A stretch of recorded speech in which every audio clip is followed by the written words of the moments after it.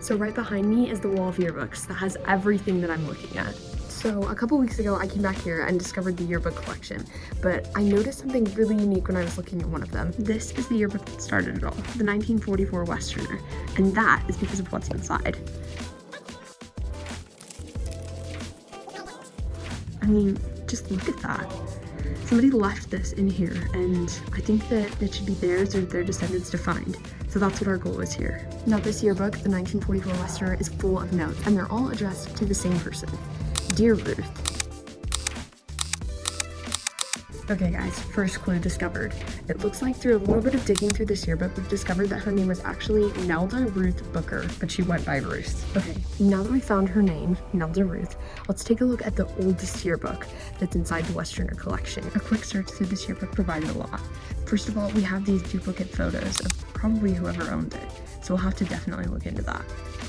We also have this postcard, which is totally fascinating.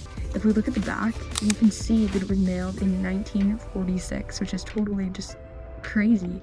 Also, I mean, just look at that stamp. This kind of stuff is so fascinating. We also have greetings from Estes Park, JV, and Margaret, which I almost wonder if that's the Talkingtons. I guess we'll find out through further search. Mailed to Mr. and Mrs. D.F. Whaley, Lubbock, Texas, and it even has their address here, which is not very far from Lubbock High. And then we also had this newspaper clipping that got left inside of it, which doesn't really seem to have any specific significance, but probably just something that she thought was really interesting. Just like our last yearbook, this yearbook is filled with notes too, and they're addressed to Faye Dell.